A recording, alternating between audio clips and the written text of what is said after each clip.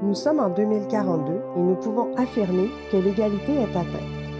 La société québécoise a choisi, il y a 20 ans, de construire un avenir qui est féministe. Par la mise en place de mesures structurantes et de modifications culturelles majeures, l'ensemble des inéquités entre les femmes et les hommes et entre les femmes elles-mêmes ont été enrayées.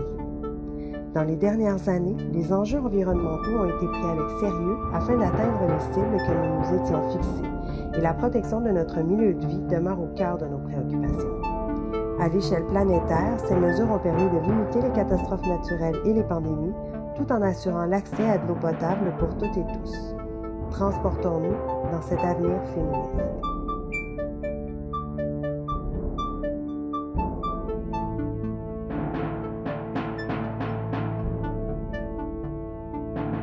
Bonjour, je m'appelle Émilie Nicolas. Aujourd'hui, je vous invite à faire un voyage dans le futur, en 2042, où la prochaine génération vit dans une société où l'égalité entre les hommes et les femmes et l'égalité entre les femmes elles-mêmes a déjà été atteinte.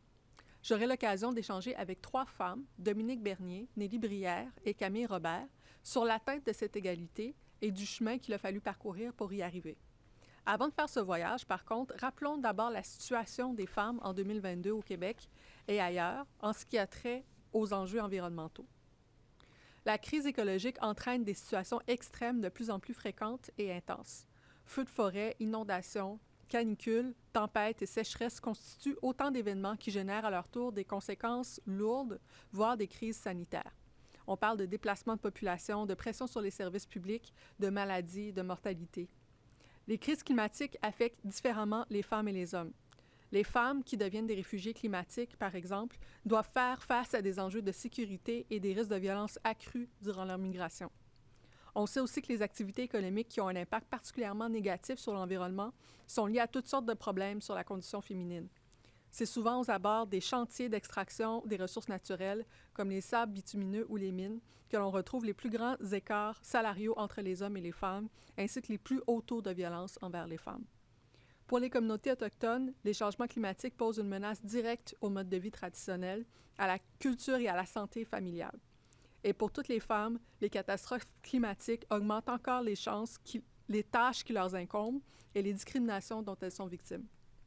Comment la nouvelle génération, par la mise en place d'un avenir féministe, a réussi à lutter contre les changements climatiques et les inégalités que ces derniers provoquent entre les femmes et les hommes et entre les femmes entre elles? En 2042, comment est-ce qu'on a contré les changements climatiques? Dominique Bernier. En fait, dès les années 2020, placés face à l'inaction des gouvernements et la montée, en fait, de toutes les catastrophes issues des changements climatiques, ce qui s'est passé, c'est que les citoyennes et les citoyens ont pris les choses en main.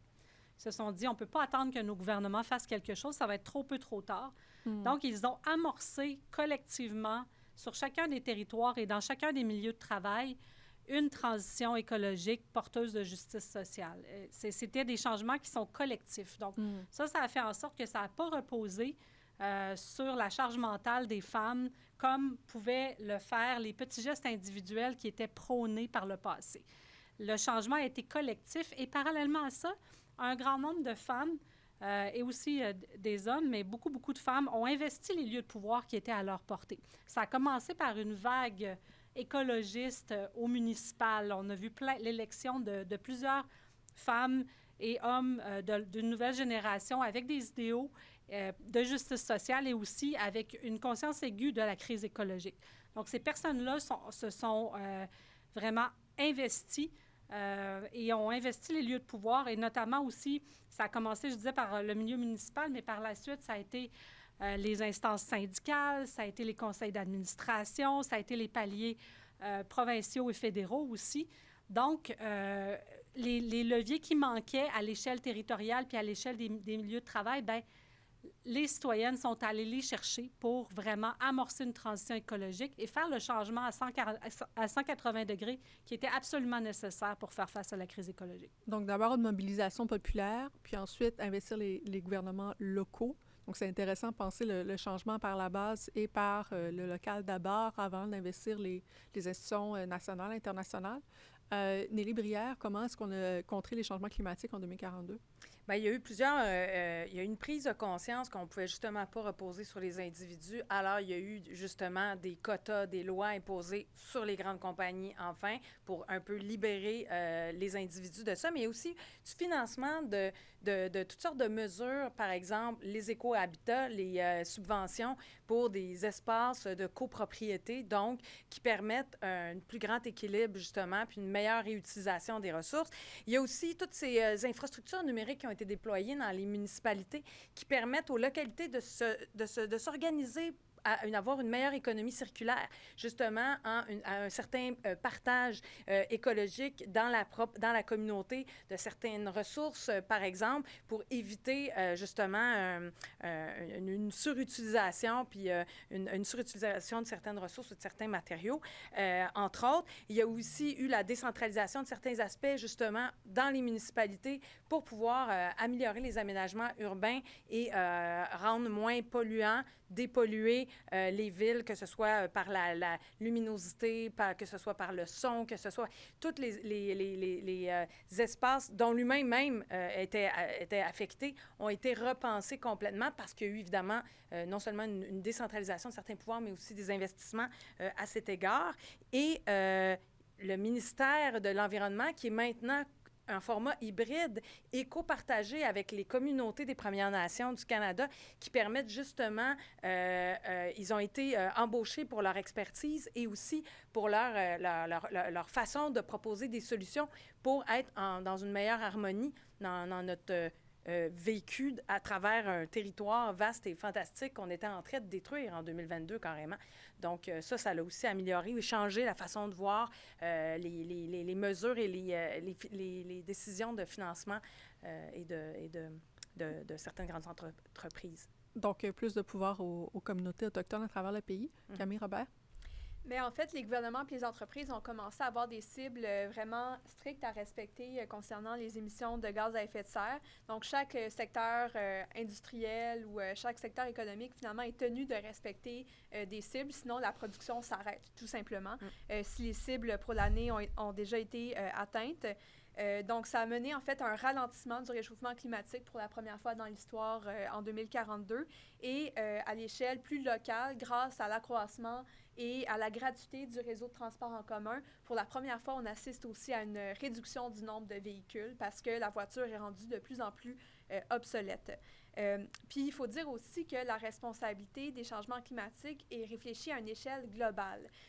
Historiquement, on le sait, c'est beaucoup les pays du Sud global qui ont écopé pour les choix de consommation des pays européens et nord-américains, notamment. Mais en fait, on sait, il y a un historique colonial, il y a un historique de violence économique aussi à l'endroit des pays du Sud global qui fait en sorte qu'ils sont disproportionnellement affectés par les changements climatiques, et notamment les femmes, parce qu'on se rend compte que c'est beaucoup l'agriculture de subsistance qui est affectée par les changements climatiques. Donc, suite à la mobilisation de plusieurs pays du Sud global, il y a eu l'idée d'une dette climatique qui doit maintenant être payée à ces pays-là pour faire face aux différents changements climatiques. Puis, pour faire le lien aussi, encore une fois, avec les communautés autochtones, il faut rappeler qu'elles ont acquis un droit de veto sur tous les projets de développement du territoire, notamment les projets immobiliers, pétroliers, hydroélectriques, miniers. Donc, les communautés autochtones ont un réel droit de veto et ce ne sont plus les conseils de bande qui décident et qui se prononcent et qui négocient avec le gouvernement parce qu'on sait que c'est des structures de pouvoir qui ont été mises en place par les colonisateurs, mais c'est vraiment des modèles décisionnels plus proches de leur tradition qui leur permettent de s'opposer à ces projets qui menacent l'environnement. Puis il ne faut pas oublier que les pays du Sud global et les peuples autochtones ont aussi été à l'avant-scène du renversement du modèle économique qu'on connaissait.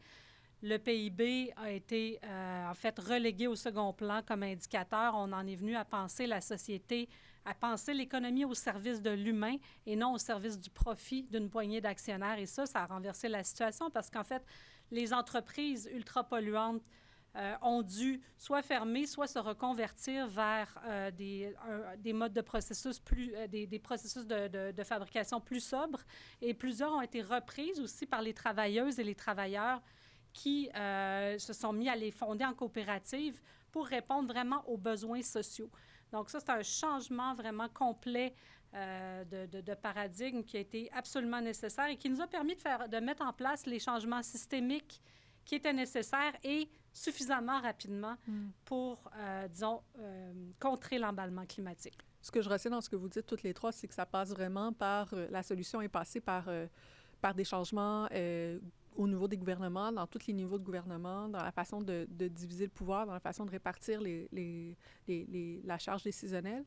Souvent, en 2022, quand on parlait de changement climatique, on mettait la responsabilité sur les individus. Je pense que Dominique t'a mentionné cette question-là. Comment est-ce qu'on s'est sorti de ce paradigme-là de la responsabilité sur les individus versus le changement social, le changement politique? Bien, en fait, on s'est rendu compte que la crise climatique ne pourrait pas être résolue par des gestes individuels, que c'était vraiment un changement systémique, donc ça devait être collectif.